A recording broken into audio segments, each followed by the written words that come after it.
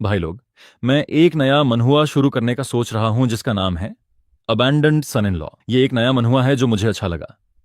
मैं कुछ इसकी पिक्चर्स तुम्हें दिखा रहा हूं। तुम देखो और बताओ कैसा लग रहा है। अगर अच्छा रिस्पॉन्स आया तो मैंने इसे एक्सप्लेन करूंगा, और अगर नहीं आया तो मैंने इसे ड्रॉप कर दूंगा। और हान, मेरा एग्जाम भी आ रहा है तो थोड़ा टाइम लग सकता है वीडियो आने में। तो चलो वीडियो शुरू करते हैं। ड्रैगन स्लेयर एकेडमी एक ऐसी जगह है जो उसी वीडियो गेम की दुनिया में मौजूद है जिसे हमारा हीरो सबसे ज्यादा पसंद करता है। यह गेम भी बाकी गेम्स जैसा ही है, जहां तुम्हें एक पावरफुल स्लेयर बनकर लोगों को बचाना होता है और मॉन्स्टर्स से भरी इस दुनिया को साफ करना होता है। मॉन्स्टर्स को मारकर और अलग अलग क्वेस्ट्स कंप्लीट करके तुम अपने गेम कैरेक्टर को इतना स्ट्रांग बना सकते हो कि एक ही अटैक में धरती के दो टुकड़े कर दे। और यही चीज थी जो हमारे एमसी को इस गेम में सबसे ज्यादा पसंद थी। वह इस गेम को जान की तरह खेलता था, लगातार ग्राइंड करता रहा और अपने हर एक गेम कैरेक्टर को नॉर्मल लेवल से बहुत ऊपर ले जा चुका था। जब वह 1000 एनपीसी स्टूडेंट्स को एस रैंक तक पहुंचा देता है, तभी सिस्टम उसे एक अजीब सा क्वेस्ट देता है, एक एक्सक्लूसिव क्वेस्ट जो आज तक सिर्फ उसी को मिला था। उस क्वेस्ट पर एक्स रैंक का टैग लगा होता है। इसका मतलब था कि इस क्वेस्ट से मिलने वाली लूट भी एक्स रैंक की होगी। ये देखकर एमसी पूरी तरह एक्साइटेड हो जाता है, क्योंकि इस तरह वह अपने हीरोज को ईएक्स लेवल तक एनहांस कर सकता है जो अभी एस रैंक पर थे। और ऊपर से बाकी प्लेयर्स तो यही मानते थे कि एस रैंक ही हाईएस्ट पॉसिबल रैंक है। जैसे ही वह क्वेस्ट स्टार्ट करता है, अचानक वह खुद को ड्रैगन स्लेयर एकेडमी के गेम वर्ल्ड में पाता है। और बाकी ट्रांसमिग्रेशन स्टोरीज की तरह ये बंदा बिल्कुल भी शॉक्ड या कंफ्यूज्ड नहीं होता कि वह यहाँ कैसे आ गया। मानो गेम की दुनिया में खिंच जाना उसके लिए रोज की बात हो। वह तुरंत अपनी स्टैट्स चेक करता है और अभी के लिए सब कुछ जीरो होता है। ना स्किल्स, ना ट्रेड्स, ना इक्विपमेंट, कुछ भी नहीं। तभी उसके सामने एक और सिस्टम मैसेज आता है। ट्रांसमिग्रेशन की वजह से उसे कुछ स्पेशल और एक्सक्लूसिव ट्रेड्स दिए जाते हैं, लेकिन सिस्टम ये नहीं बताता कि ये ट्रेड्स असल में करते क्या हैं। बस इतना कहता है कि जल्दी ही पता चल जाएगा। एमसी मन ही मन प्रे करता है कि ये ट्रेड्स उसे हेल्प करें, ताकि वह फिर से ग्राइंड कर सके और उस लेवल तक वापस पहुंच सके जहां वह गेम में आने से पहले था। यहीं से गेम ऑफिशियली स्टार्ट होती है। एक और सिस्टम विंडो खुलती है और बताती है कि ट्यूटोरियल के लिए तैयार हो जाओ। उसे 10 मिनट सर्वाइव करना होगा। रिवॉर्ड में उसे मिलेगा ड्रैगन स्लेयर एकेडमी का न्यू स्टूडेंट किट। ये सुनते ही उसके चेहरे पर स्माइल आ जाती है। लो लेवल मॉन्स्टर्स के सामने सर्वाइव करना उसके लिए कोई बड़ी बात नहीं थी। उसे लगता है कि 10 मिनट्स तो पलक झपकते ही निकल जाएंगे। ऐसे मिशंस के लिए वह यही स्ट्रैटेजी पहले भी यूज करता आया है, लेकिन उसे जरा भी आइडिया नहीं था कि इस बार उसे सरप्राइज मिलने वाला है। अचानक उसे जमीन हिलती हुई महसूस होती है। भारी फुटस्टेप्स और गूंजती हुई आवाजें। ये लो लेवल मॉन्स्टर्स की नहीं हो सकती। ऊपर देखता है तो दो ड्रैगन्स आपस में लड़ रहे होते हैं। एमसी बिना एक सेकंड वेस्ट किए जंगल की तरफ भागता है, ताकि उन दो बड़े मॉन्स्टर्स की फाइट के बीच में फंसकर अपनी जान न गंवा दे। जो वह देख रहा था उस पर उसे अपनी आंखों पर यकीन नहीं होता। सिर्फ एक ट्यूटोरियल क्वेस्ट में 2 एस रैंक बॉसेस, ये कैसे पॉसिबल है? शायद इसलिए क्योंकि डिफिकल्टी लेवल EX है। इसी बीच फायर ड्रैगन अपनी मैजिक एबिलिटी एक्टिवेट करता है और एक मैसिव फायर ब्रेथ छोड़ने वाला होता है। अटैक की इंटेंसिटी इतनी ज्यादा होती है कि अगर एमसी यहां से नहीं निकला तो वह वहीं जलकर राख बन जाएगा। तभी उसे याद आते हैं वे स्पेशल ट्रेड्स जो उसे मिले थे। वह उनमें से एक यूज करने का डिसाइड करता है। उस ट्रेड का नाम था कॉपी। जैसा कि नाम से साफ है, कॉपी ट्रेड तुम्हें दूसरों के ट्रेड्स और स्किल्स कॉपी करने देता है। लेकिन किसी स्किल को सक्सेसफुली कॉपी करने के लिए तुम्हें पहले उस स्किल को ध्यान से ऑब्जर्व करना पड़ता है। दूसरी कंडीशन यह थी कि तुम्हें टारगेट का नेम और रैंक पता होना चाहिए। लेकिन गेम का फॉर्मर चैंपियन होने के नाते यह उसके लिए बच्चों का खेल था। बिना टाइम वेस्ट किए वह तुरंत एक ड्रैगन की स्किल कॉपी कर लेता है। स्किल का नाम था एलिमेंटल रेजिस्टेंस। इस एलिमेंटल रेजिस्टेंस की मदद से वह जलने से बच जाता है। काश वह कोई अटैक स्किल भी यूज कर पाता, लेकिन अभी उसकी बॉडी में माना सर्कुलेट ही नहीं कर रहा था, इसीलिए वह कोई स्किल एक्टिवेट नहीं कर सका। अचानक उसे फील होता है कि हवा उलटी डायरेक्शन में चल रही है। कारण साफ था, फायर ड्रैगन एक और पावरफुल फायर ब्रीथ के लिए चार्ज कर रहा था। दूसरी तरफ इलेक्ट्रिसिटी ट्रेड्स वाला ड्रैगन भी अपना इलेक्ट्रिक ब्रीथ अटैक प्रिपेयर कर रहा होता है। डेंजर सेंस एक्टिवेट होते ही एमसी पूरी ताकत से उल्टी दिशा में भागता है, सिर्फ जिंदा रहने के लिए। ब्रेथ अटैक्स ड्रैगन्स की सिग्नेचर मूव्स होती हैं, भले ही उसके पास एलिमेंटल रेजिस्टेंस हो। अगर वह इन दोनों अटैक्स के बीच फंस गया तो रोस्टेड होना ऑलमोस्ट कंफर्म था। जैसे ही वह भागता है, दोनों ड्रैगन्स अपनी पूरी पावर से अटैक लॉन्च कर देते हैं। एक मैसिव एक्सप्लोजन होता है। उसी मोमेंट 10 मिनट्स का काउंटडाउन कंप्लीट हो जाता है। Tutorial quest complete. एमसी बैरली बच पाता है। रिवॉर्ड में उसे मिलती है ड्रैगन स्लेयर एकेडमी की यूनिफॉर्म, एक स्टूडेंट आईडी और एक ट्रेन टिकट। ट्यूटोरियल 2 के लिए अब उसे ट्रेन पकड़नी होती है जो सीधे ड्रैगन स्लेयर एकेडमी ले जाने वाली थी। सीन सीधा ट्रेन की तरफ शिफ्ट होता है जो ड्रैगन स्लेयर एकेडमी की ओर जा रही होती है। इतने ज्यादा नए स्टूडेंट्स एनरोल हो रहे होते हैं कि ट्रेन पूरी तरह पैक्ड होती है। बैठने के लिए एक भी सीट खाली नहीं। ट्रेन के अंदर एक कैबिन में एक स्टूडेंट जिसके हाथ में कटाना होती है, पहले से बैठे पैसेंजर से पूछता है कि क्या वह यहाँ बैठ सकता है, लेकिन जवाब में उसे सिर्फ खामोशी मिलती है। सामने एक लड़की गहरी नींद में सो रही होती है। उसी वक्त हमारा हीरो भी ट्रेन में चढ़ता है, ये सोचते हुए कि शायद कहीं कोई खाली सीट मिल जाए। कटाना वाला थोड़ी शर्मिंदगी के साथ बोलता है, लगता है ये लड़की बात करने के मूड में नहीं है। तभी वह लड़की अचानक नींद से जाग जाती है। हमारा हीरो भी पूछता है कि क्या वह यहाँ बैठ सकता है। लड़की के रिएक्शन से साफ लगता है कि उसे कोई प्रॉब्लम नहीं है। वह आराम से बैठ जाता है और अपना नाम बताता है, किम हो। फिर लड़की को थैंक्स कहता है। लड़की हल्की सी स्माइल के साथ अपना नाम बताती है, ये इन।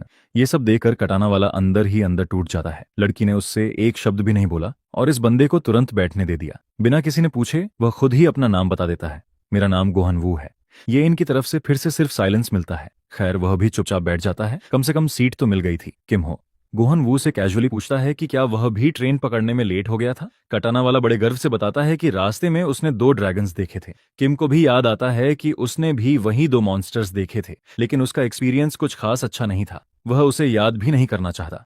आखिरकार ट्रेन चल पड़ती है। ड्रैगन स्लेयर एकेडमी वही जगह है जहां किम को हर बार आना पड़ता था जब वह अपने गेम कैरेक्टर्स को ट्रेन करता था। एकेडमी का हर कॉर्नर उसे याद था, इसीलिए वह वहां जाने को लेकर ज्यादा एक्साइटेड नहीं था। उसे नहीं लगता था कि उसे वहां कुछ नया देखने को मिलेगा, लेकिन यह सोच सिर्फ तब तक थी जब तक वह ट्रेन में नहीं चढ़ा। उस कैबिन में बैठे स्टूडेंट्स, बाकी स्टूडेंट्स और ट्रेन स्टाफ, किम को उनमें से कोई भी जाना पहचाना नहीं लगा। सब नए चेहरे थे। वे पुराने एनपीसीएस नहीं थे जिन्हें वह जानता था। यह वर्ल्ड उस गेम से बहुत मिलती जुलती थी जिसे वह पहले खेलता था, लेकिन पूरी कास्ट नई थी। इसका मतलब साफ था, आने वाले इवेंट्स और क्वेस्ट्स भी बदल चुके हो सकते हैं। अब उसे एक्स्ट्रा केयरफुल रहना होगा। किसी भी अननोन चीज को हल्के में नहीं लेना चाहिए, लेकिन अभी के लिए उसे सबसे ज्यादा डिस्टर्ब कर रही थी ये इनकी वो ब्लैंक स्टेयर। ये इनके पास एक स्पेशल टाइप की आईज होती हैं। ये आईज किसी भी चीज को स्टैट्स और डेटा में बदल देती हैं ताकि वह आसानी से समझ सके। एग्जाम्पल के तौर पर वह आसानी से कटाना वाले के सारे स्टैट्स देख सकती थी। एक नजर में उसे समझ आ गया कि गोहन वू बस एक एवरेज इंसान है जिसके पास कोई खास ट्रेट नहीं। लेकिन जब बात किम की आती है तो उसके स्टैट्स पूरी तरह अनरीडेबल होते हैं। ये इन जितनी भी कोशिश कर ले, किम की पावर के बारे में कुछ समझ नहीं पाती। यही चीज किम को सबसे अलग बनाती है, इसीलिए येन उसे ऐसे हैरानी से देख रही होती है। उसे याद आता है कि उसके फादर ने कहा था, अगर कोई इंटरेस्टिंग लगे तो उससे दोस्ती करने की कोशिश करना। इस एडवाइस को मानते हुए वह अपना सूटकेस खोलती है। उसमें कुछ हैंडमेड स्नैक्स रखे होते हैं जो वह ट्रैवल के लिए लाई थी। फ्रेंडली लगने और किम के क्लोजर आने के लिए वह किम को एक कुकी ऑफर करती है। किम को यह ऑफर अचानक और थोड़ी ऑकवर्ड लगती है, लेकिन मना करना रूड होता तो वह कुकी ले ही लेता है। बात आगे बढ़ाने के लिए वह कैजुअली पूछता है, क्या ये कुकीज तुमने खुद बनाई हैं?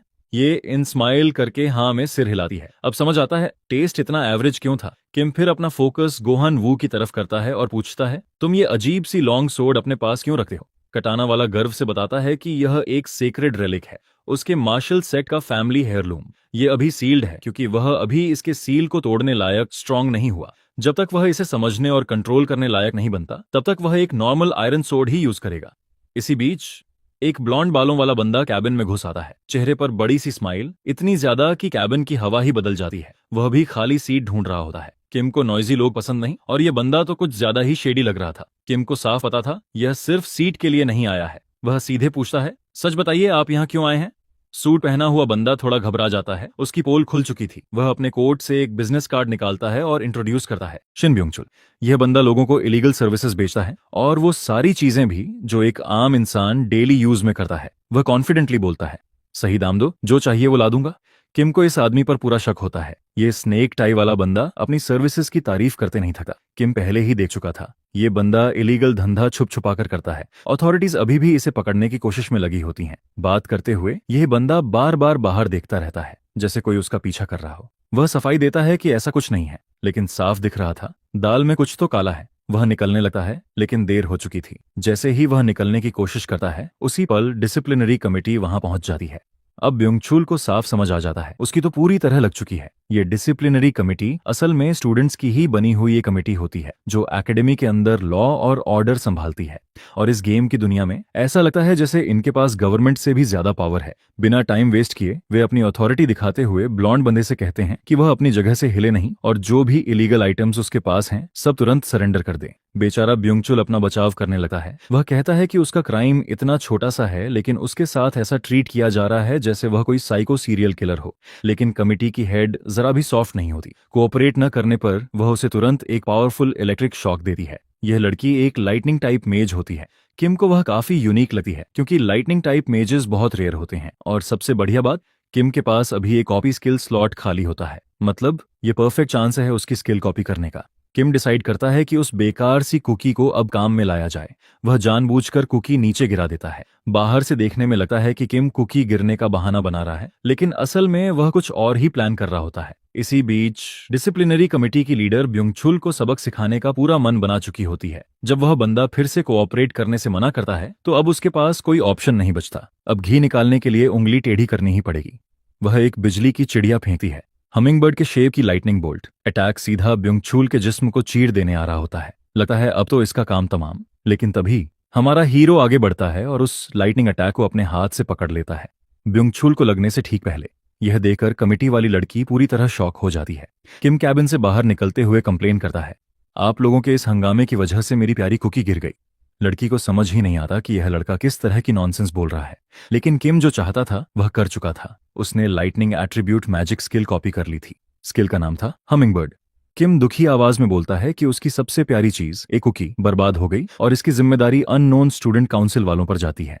कमेटी का एक मेंबर यह सुनकर गुस्से में आ जाता है। कोरियन जैसा दिखने वाला बंदा किम को धमकी देता है कि वह उसे सीधा कर देगा। इस पर हानवू भी अपनी तलवार की तरफ हाथ बढ़ाता है और कहता है कि अगर बात फाइट तक जाएगी तो वह भी पीछे नहीं हटेगा। दोनों साइड्स एक दूसरे की तरफ घूरने लगते हैं। कैबिन का टेंशन अचानक बहुत बढ़ जाता है।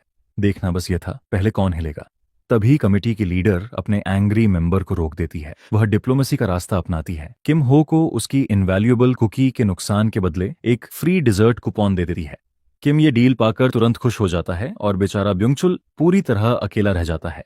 सच तो ये है, किम कभी उसे बचाना चाहता ही नहीं था। उसका असली गोल सिर्फ लाइटनिंग स्किल कॉपी करना था, और अब जब उसका स्किल स्लॉट और ट्रेड स्लॉट दोनों भर चुके थे तो उसके पास वह सब कुछ था जो उसे चाहिए था। कुछ देर बाद कमेटी की प्रेसिडेंट ब्युंगचुल से वह चीज वापस ले लेती है जो उसने शायद चोरी की थी। असल में वह एक विग होती है जो उसने स्टेशन के किसी अटेंडेंट से चुराई थी। क्यों? क्योंकि ब्युंगचुल पैसे के पीछे पागल था और वह इस मैजिकल आर्टिफैक्ट को बेचकर पैसा कमाना चाहता था। किम भी मानता है कि इस पूरे मेस में गलती ब्युंगचुल की ही थी। जाते जाते वह खूबसूरत लड़की किम को एडवाइस देती है, अगर वह फ्यूचर में प्रॉब्लम नहीं चाहता तो ब्युंगचुल और उसकी स्कीम से दूर ही रहे। लेकिन किम दूसरों की सुनने वालों में से नहीं था। वह मानता था कि यह सब वह खुद संभाल लेगा। वह कोरियन बंदा भी किम को वार्न करता है और कहता है कि वह उसका चेहरा याद रखेगा। और हनवू, वह तो पूरी डिसिप्लिनरी कमेटी की जानकारी निकालने में लग चुका होता है। हनवू क्यूरियोसिटी में अलग अलग सोर्सेज से डिसिप्लिनरी कमेटी के बारे में पता करता है। उसे जांगचुल से जानकारी मिलती है कि ये लोग एकेडमी के एलिट्स में सबसे पावरफुल ग्रुप माने जाते हैं।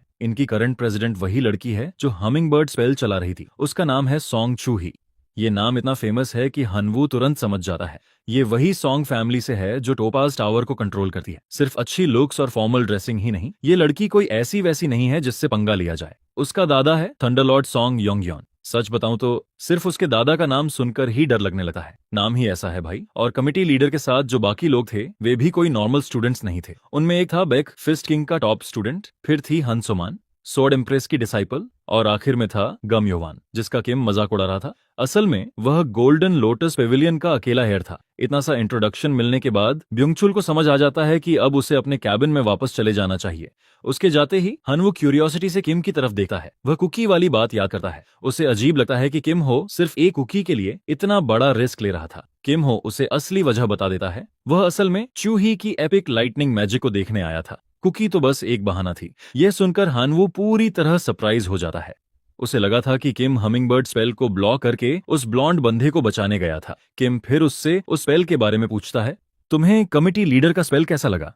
थोड़ा सोचकर हानवू बोलता है, उसने पहले कभी वह स्पेल इस्तेमाल होते नहीं देखा था। डेमोन्स्ट्रेशन के बाद भी लाइटनिंग हमिंगबर्ड इतना फास्ट था कि वह ठीक से देख ही नहीं पाया। लेकिन उसे ऐसा लगता है कि वह अटैक किसी को सीरियसली हर्ट करने के लिए नहीं था, सिर्फ स्टन करने के लिए बना था। किम उसकी बात से आधा अग्री करता है और फिर एक्सप्लेन करता है कि इसे हमिंगबर्ड स्पेल क्यों कहा जाता है। इस स्पेल का इंस्पिरेशन असल हमिंगबर्ड के यूनिक फ्लाइट पैटर्न से आता है। स्पेल कास्ट करते वक्त स्पेल की परफॉर्मेंस पूरी तरह मेज की एबिलिटी पर डिपेंड करती है। चूही की हमिंगबर्ड इंप्रेसिव थी, लेकिन उसे अभी और मेहनत की जरूरत है। अगर किम किसी प्रोफेशनल मेज के सामने होता तो वह हमिंगबर्ड को कभी पकड़ नहीं पाता, क्योंकि एक्सपीरियंस्ड कास्टर फ्लाइट पैटर्न को इजीली बदल देता। लेकिन यहाँ अजीब बात यह थी, उसने पैटर्न चेंज ही नहीं किया। इसीलिए हमिंगबर्ड सीधा किम के हाथ में आ गई। इसका मतलब साफ था, चूही को अभी भी अपनी एबिलिटी पर और काम करने की जरूरत है। हनवू किम हो का इतना डीप एनालिसिस सुनकर सच में इम्प्रेस्ड हो जाता है। वैसे किम ने एक और ऑब्जर्वेशन भी की थी। जब स्पेल कास्ट हुआ उसने असेस किया कि चूही वाकई टैलेंटेड है, क्योंकि वह ई रैंक एबिलिटी को डी रैंक स्ट्रेंथ स्टैट्स के साथ चला रही थी। इसका मतलब या तो उसके पास कोई बहुत स्ट्रांग ट्रेट है या फिर उसके अंदर बहुत ज्यादा इंटरनल माना है। जो भी हो, किम को पूरा भरोसा है कि वह थंडर लॉर्ड की पोती होने के नाम को जरूर रोशन करेगी। अब वापस आते हैं हनवू पर। इस छोटी सी मीटिंग के बाद वह हमारे हीरो का फैन भी बन जाता है और दोस्त भी। किम को लगता है कि यह बंदा थोड़ा ओवर रिएक्ट कर रहा है, लेकिन हनवू पूरी तरह सीरियस होता है। वह कहता है, जब भी तुम्हें मेरी हेल्प चाहिए होगी मैं हमेशा तुम्हारे साथ खड़ा मिलूंगा। इस जेस्चर को अप्रिशिएट करते हुए किम तुरंत डिसाइड करता है कि इस मौके का फायदा उठाया जाए। वह हनवू को साथ चलने को कहता है।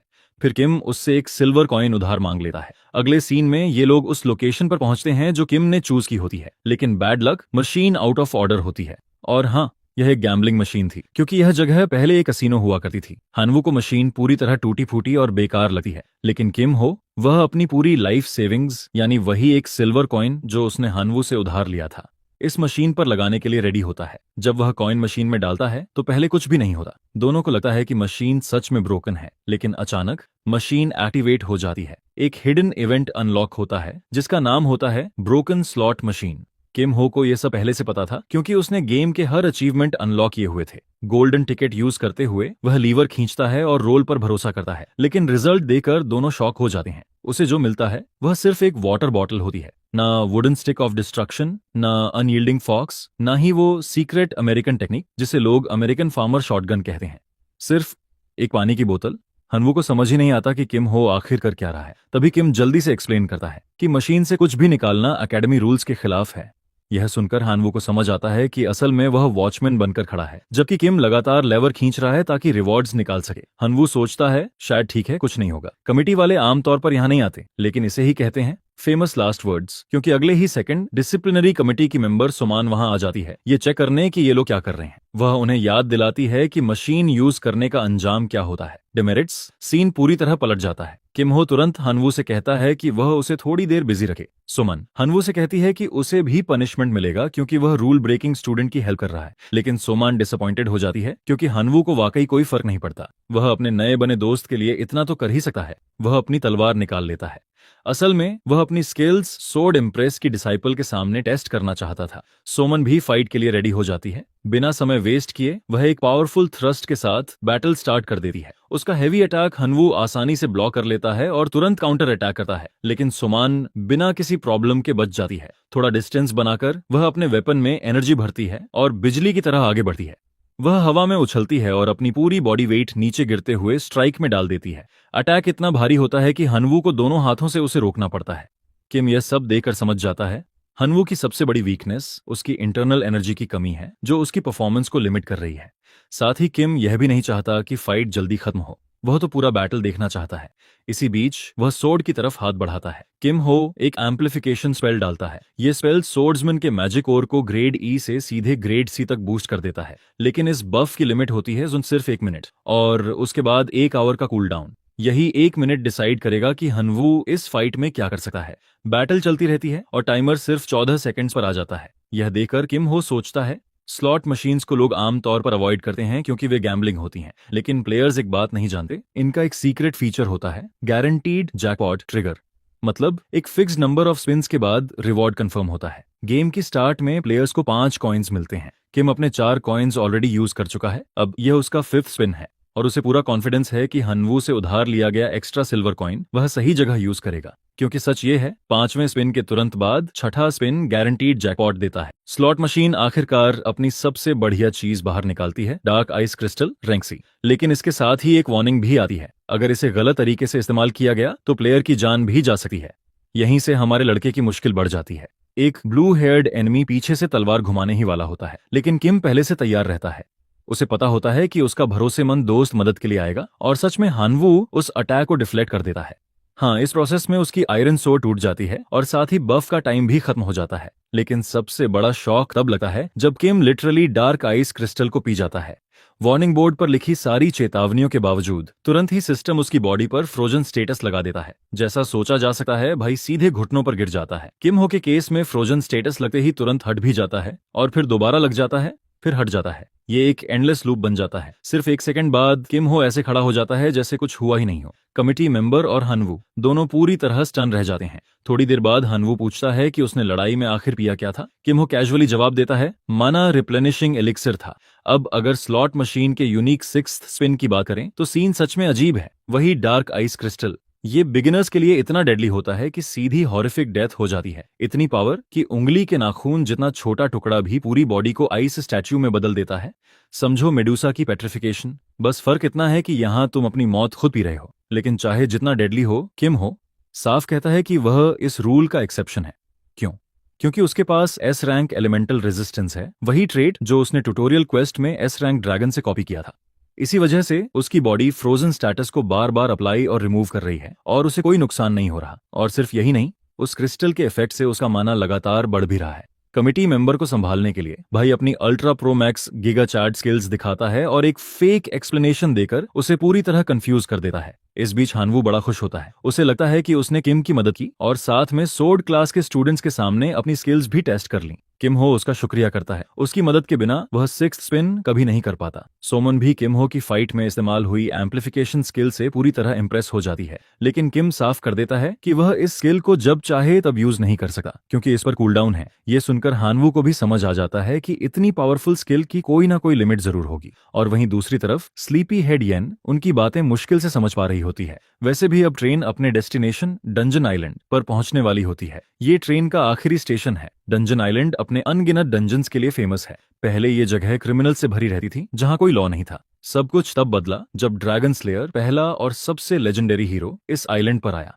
सबसे पहले उसने सारे क्रिमिनल्स को खत्म किया, फिर अकेले ही सारे डंजन्स कॉन्कर कर लिए और आखिर में उसी आइलैंड को फाउंडेशन बनाकर एक सिटी खड़ी कर दी। यहीं पर बाद में ड्रैगन स्लेयर एकेडमी बनी ताकि और पावरफुल वॉरियर्स तैयार किए जा सकें। आखिरकार ये लोग इंस्टीट्यूट पहुंच जाते हैं। यूनवू चारों तरफ देखकर हैरान रह जाता है। पूरा एरिया हर तरह के स्टूडेंट्स से भरा होता है, डिफरेंट क्लैंस, सिटीज और बैकग्राउंड से आए हुए। तभी तीनों की टक्कर होती है चुन ही से, फर्स्ट ईयर डिसिप्लिनरी कमेटी की लीडर। वह चाहती है कि किम ऑफिस आकर उससे मिले। सीन सीधे कट होता है कमेटी रूम के अंदर। ये वो जगह है जिसके बारे में कहा जाता है कि जो भी यहाँ आता है बाहर निकलने के बाद पहले जैसा नहीं रहता। इंट्रोगेशन शुरू होती है बॉडी चेक से ताकि पता लगाया जा सके कि क्रिस्टल पीने के बाद उसकी बॉडी में कोई चेंज आया या नहीं। लेकिन स्कैनर कुछ भी डिटेक्ट नहीं कर पाता क्योंकि अब उस पर फ्रोजन स्टेटस है ही नहीं। यहीं से कमेटी को पहली बार शक होता है, शायद किम ने जो आइटम पिया था वो फेक था। इंटरोगेटर सेहुन, जो इंटरोगेशन डिपार्टमेंट का हेड है, खुलकर वार्निंग देता है अगर किम काउंसिल की बात नहीं मानेगा तो उसे पनिशमेंट मिलेगी। इस बार कोई नहीं मरा, लेकिन नेक्स्ट टाइम उसे छोड़ा नहीं जाएगा। मीटिंग यहीं खत्म हो जाती है।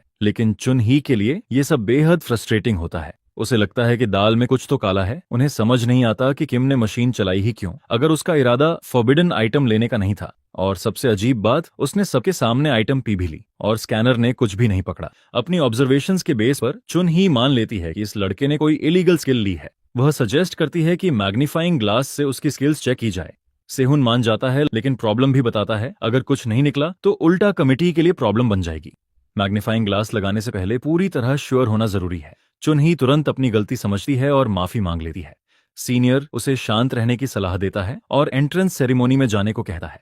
अगली सीन में हमारा हीरो वापस अपने ग्रुप के पास आ जाता है जहां वो बाकी नए स्टूडेंट्स के साथ खड़ा होता है। वो अब ट्यूटोरियल नंबर 3 कंप्लीट कर चुका होता है, टाइम पर सेरेमनी अटेंड करने की वजह से। इसके बदले उसे कुछ सिल्वर कॉइन्स मिलते हैं और साथ में एक वेपन सिलेक्शन टिकट। भले ही ये रैंक ई का है, मगर कुछ न होने से बेहतर ही है। ऊपर से सिल्वर कॉइन्स अलग। एंट्रेंस सेरेमोनी तुरंत शुरू हो जाती है, लेकिन ऑनेस्टली इसका फर्स्ट इंप्रेशन कुछ खास अच्छा नहीं होता। जो बंदा एकेडमी को रिप्रेजेंट करने आता है वो ऐसा दिखता है जैसे कोई लो टियर नशेड़ी हो। सुनने में आता है कि यही बंदा कभी मेन ड्रैगन स्लेयर स्क्वाड का लीडर हुआ करता था। एकेडमी की ट्रेडिशन के हिसाब से प्रिंसिपल हमेशा रिटायर्ड फ्रंटलाइन हीरोज में से चुना जाता है।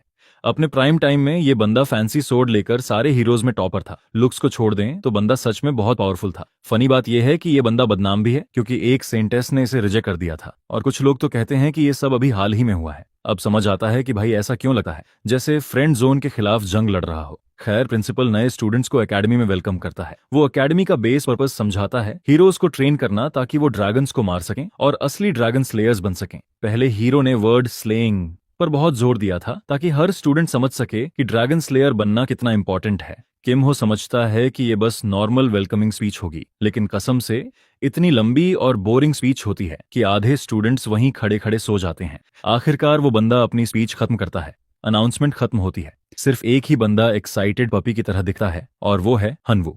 वो इस पूरे एक्सपीरियंस को मीनिंगफुल मानता है, जबकि कोई नॉर्मल इंसान जैसे हमारा एमसी इस बोरिंग स्पीच को बेयरली टॉलरेट कर पा रहा था। लगता है ये सोर्ड्समैन अपने पुराने मास्टर के लेक्चर्स सुन सुनकर ऐसी लंबी बकवास का आदी हो चुका है। अब सेरेमोनी का दूसरा स्टेज शुरू होता है। यहाँ स्टूडेंट्स को नए साल के फॉरबिडन आइटम्स की लिस्ट याद दिलाई जाती है। अगर इनमें से कुछ भी उनके पास पाया गया तो पनिशमेंट मिलेगी। इसके अलावा नए स्टूडेंट्स का ग्राउंड लेवल डंजन टेस्ट भी होगा ताकि फ्यूचर रिस्क को अवॉइड किया जा सके। इंस्ट्रक्टर जोर देता है कि ये सब सेफ एनवायरनमेंट बनाए रखने के लिए है और ताकि स्टूडेंट्स रूल्स फॉलो करें। और इस तरह सेरेमोनी का लास्ट पॉइंट भी आ जाता है। स्टूडेंट्स अभी भी यकीन नहीं कर पा रहे कि ये मौत जैसी लंबी अनाउंसमेंट आखिर खत्म हो गई। तभी ब्युंगचुल हमारे ट्रियो को ढूंढ लेता है और उन्हें खाने पर बुलाता है। ब्युंगचुल सजेस्ट करता है कि अच्छे से खाना, क्योंकि कल से जब फर्स्ट क्लास शुरू होगी उनकी जिंदगी पूरी तरह बदलने वाली है। उसी रात यूनवू और किम हो को पता चलता है कि उनके रूम्स एडजेसेंट हैं। दोनों बहुत खुश हो जाते हैं। किम तुरंत अपने रूम में जाता है ताकि प्रॉपर्ली सेटल हो सके, लेकिन वो अभी सोने नहीं जाता। वो बेड पर बैठकर मेडिटेशन स्टैंड ले लेता है। पूरा फोकस मैना कलेक्ट करने और कोर बनाने पर होता है। अब समय आ गया है पावर इंजन कंसेप्ट समझने का। किसी भी मैना बेस्ड स्किल को यूज करने के लिए कोर बनाना जरूरी होता है। असल में किम ने पहले कभी कोर बनाया ही नहीं था, लेकिन क्योंकि उसने ये गेम कई बार खेली है, वो थियोरी पार्ट बहुत अच्छे से जानता है। प्लस उसने पहले ही डार्क आइस क्रिस्टल को अपने माना से इम्यून कर लिया था, जो उसके लिए बड़ा एडवांटेज है। सीन हनवू पर कट होता है। वो भी मेडिटेशन पोस्चर में बैठा होता है और अपनी सोमन के साथ हुई फाइट का एनालिसिस कर रहा होता है। वो लड़की उसकी रियल राइवल है। हालांकि दोनों ने अपनी पावर काफी हद तक सप्रेस की थी। अगर फुल पावर से फाइट होती तो रिजल्ट अलग होता। असल में जब किम आया और सोर्ड्समैन के कोर को बफ किया, तभी हनवू ज्यादा देर टिक पाया। दूसरे शब्दों में युनवू अब किम को ऑलमोस्ट मास्टर जैसा मानने लगा है। उसे लगता है कि किम से मिलने के बाद वो और पावरफुल हो गया है। उसकी नजर में किम सिर्फ कंपोज नहीं बल्कि इतना शार्प है कि हर सिचुएशन इंस्टेंटली समझ लेता है। इसलिए हनवू सोचता है कि क्या वो किम पर भरोसा करके उससे हेल्प मांग सकता है, लेकिन फिर वो डिसाइड करता है कि अपने पहले दोस्त के साथ ये रिश्ता सिर्फ लेने देने का नहीं बनाएगा। वो पहले अपनी प्रॉब्लम खुद सॉल्व करने का फैसला करता है। और इसी के साथ अगले दिन हम पहुंच जाते हैं टेम्परेरी क्लासरूम में। टेम्परेरी क्लासरूम में सारे स्टूडेंट्स जमा हो चुके होते हैं। सब आपस में बातें कर रहे होते हैं और हाँ से स्लीपी येन भी आखिरकार आ ही जाती है, जबकि उसके ग्रुप मेट्स को पूरा यकीन था कि वो बहुत लेट आएगी। सबसे अजीब बात यह है कि क्लासरूम में कोई टीचर मौजूद ही नहीं होता। क्लास ऑफिशियली स्टार्ट हो चुकी होती है, लेकिन अब तक कोई नहीं आया होता जो कंट्रोल संभाले। इससे स्टूडेंट्स को लगने लगता है कि उनका टीचर शायद पंक्चुअल नहीं होगा। तभी दरवाजा खुलता है और कोई अंदर कदम रखता है। पहले तो स्टूडेंट्स एक्साइटेड हो जाते हैं, लेकिन अगले ही पल डर जाते हैं। भाई पूरा जेल से भागा हुआ सीरियल किलर लग रहा था। टीचर अपना इंट्रोडक्शन देता है। वो बताता है कि वो उनका होमरूम टीचर है, ली सुदक। सुदक बिना समय बर्बाद किए एक स्टूडेंट को बुलाता है और कहता है कि सबको उसका फेमस नाम बताए। डर से कांप रही लड़की जल्दी से बोल देती है, विलन हंटर, और फिर गलती से जोड़ देती है, ह्यूमन बुचर। पूरी क्लास सन्न रह जाती है। इस बीच किम सिचुएशन को समझने की कोशिश करता है। थोड़ा जूम आउट करें और एकेडमी के वर्ल्ड पर फोकस करें। ये जगह एक स्ट्रॉन्ग होल्ड है जहां कई एस रैंक हीरोज बनते हैं जो अपनी लिमिट्स तोड़ देते हैं, लेकिन उन्हीं में से कुछ लोग गलत रास्ते पर भी चले जाते हैं और अपनी इच्छाओं के लिए विलन्स बन जाते हैं। सुदक असल में ऐसा हंटर है जिसका काम ही ऐसे लोगों को मारना है। दूसरे शब्दों में ये बंदा वॉकिंग प्रूफ है कि एस रैंक डेंजरस लोगों की यह मजे से धुनाई करता है। उसका नाम फेमस है क्योंकि ये विलन्स को पकड़ता नहीं, सीधा मार देता है। सुदक साफ बोल देता है कि उसने कभी टीचर बनना नहीं चाहा था। ये सब प्रिंसिपल की जिद की वजह से हुआ। ये ऐसा बंदा है जिससे कोई पंगा नहीं लेना चाहता, और अब ये टीचिंग को भी उतनी ही परफेक्शन से करना चाहता है जैसे विलन्स को डील करता है। परफेक्शन का इतना भूखा है कि स्टूडेंट्स को सीधी धमकी दे देता है। अगर उन्होंने उसके एग्जाम्स फेल किए तो वो उनकी जान ले लेगा। अपनी पहली क्लास में सुडक एकेडमी के ग्रेडिंग सिस्टम पर आता है। सबसे पहले रिटन एग्जाम, जो टोटल स्कोर का 30% होता है। फिर आता है बिहेवियरल स्कोर 10%। सीधा सीधा अच्छा बिहेव किया तो फ्री मार्क्स, लेकिन अगर गलती की तो ये स्कोर गिरकर 0% भी हो सकता है और ओवरऑल ग्रेड्स बिगड़ सकते हैं। सुदक मजाक में कहता है कि वो चाहता है कुछ स्टूडेंट्स ग्रेजुएशन तक जिंदा रहें। अब आता है प्रैक्टिकल एग्जाम्स। ये 2 सेक्शंस में डिवाइडेड हैं, डंजन क्वेस्ट्स और प्लेयर वर्सेस प्लेयर मैचेस। नाम से ही क्लियर है, स्टूडेंट्स को डंजन्स कॉन्कर करने होंगे और एक दूसरे से लड़ना होगा। प्लेसमेंट एग्जाम की रैंकिंग सीधे बाकी स्टूडेंट्स से कंपेयर करके दी जाएगी। सिंपल वर्ड्स में तीनों सेक्शंस मिलकर 90% स्कोर बनाते हैं और बचा हुआ 10% एटीट्यूड/बिहेवियर पर डिपेंड करता है। टोटल इवैल्यूएशन बराबर 100%। इतना समझाते ही सुदक बिना रुके फ्रेशमैन को सीधे अरीना ले जाता है। वहां पहले से कई मैचेस चल रहे होते हैं। याद है कल ब्युंगचुल कितना एक्साइटेड था और बोल रहा था कि कल से लाइफ टफ होने वाली है। शायद वो इन्हीं पीवीपी मैचेस की बात कर रहा था। रूल्स हर बार चेंज होते रहते हैं। इस बार रूल है डेथ मैच, लेकिन इसका मतलब एक्चुअल डेथ नहीं है। फाइट तब तक चलेगी जब तक किसी एक की हेल्थ बार 0 ना हो जाए या वो लड़ने लायक ना रहे। सरेंडर अलाउड है। Time limit 5 minutes. अगर फाइट फिनिश नहीं हुई तो मैच ड्रॉ होगा या जज डिसाइड करेगा विनर। ब्युंगचुल एक्सप्लेन करता है कि हर स्टूडेंट को 3 रैंडम ओपोनेंट से लड़ना होगा। हर जीत पर 300 पॉइंट्स। अब सवाल ये उठता है, अगर कोई हारा या ड्रॉ हुआ तो क्या नुकसान? किम तुरंत आंसर देता है, कोई नेगेटिव मार्किंग नहीं है, लेकिन पार्टिसिपेशन का भी कुछ नहीं मिलेगा। तभी अचानक सिस्टम नोटिफिकेशन पॉप होता है। किम को प्लेसमेंट एग्जाम से जुड़ा एक सब क्वेस्ट मिलता है। क्वेस्ट कंडीशन सिंपल है, एग्जाम में पार्टिसिपेट करके कम से कम एवरेज रिजल्ट लाना, मतलब कम से कम एक ओपोनेंट को हराना। क्वेस्ट कंप्लीट करने पर रिवॉर्ड एक्स्ट्रा कॉपी स्लॉट। किम के हिसाब से ये इजी क्वेस्ट है, एक जीत और डंजन में एवरेज परफॉर्मेंस डन। लेकिन असली मजा ये है कि इस कंपटीशन से वो बाकी स्टूडेंट्स की स्किल्स देख सकता है। यहीं उसे कोई एक्सेप्शनल टैलेंट मिल सकता है जिसे फ्यूचर में रिक्रूट करके एस लेवल हीरो बनाया जा सके। और अगर ऐसा कोई ना मिला तो भी वो उनके ट्रेड्स या स्किल्स कॉपी करके अपना फायदा निकाल लेगा। कुछ देर बाद अनाउंसर किम हो का नाम बुलाता है और उसे बैटलफील्ड पर आने को कहता है। वो देखता है कि उसका ओपोनेंट है एक खूबसूरत स्कारलेट हेयर्ड गर्ल जो रूबी टावर को रिप्रेजेंट करती है। रूबी टावर वाले फ्लेम मैजिक के एक्सपर्ट्स होते हैं और हाई डैमेज फायर पावर के लिए फेमस हैं। इसी वजह से किम हो को भी गेम में रूबी टावर कैरेक्टर्स खेलना पसंद था। लेकिन अभी के लिए ये लड़की अगले 5 मिनट तक उसकी टेस्ट सब्जेक्ट बनने वाली है। लड़की को थोड़ा डिसअपॉइंटमेंट होता है कि उसका सामना किसी फेमस बंदे से नहीं बल्कि एक रैंडम नोबॉडी से है। ऊपर से किम हो एक पैथेटिक सा ई रैंक अर्थ स्टॉफ ले आया होता है जो देखने में किसी बूढ़े आदमी की लाठी लगता है। उसे इंसल्ट फील होती है कि उसका ओपोनेंट इतना लो लेवल वेपन लेकर आया। ऑब्जर्वेशन से वो कंक्लूड करती है कि किम हो एमरल्ड टावर का नहीं है, मतलब अर्थ स्पेशलिस्ट मेज भी नहीं।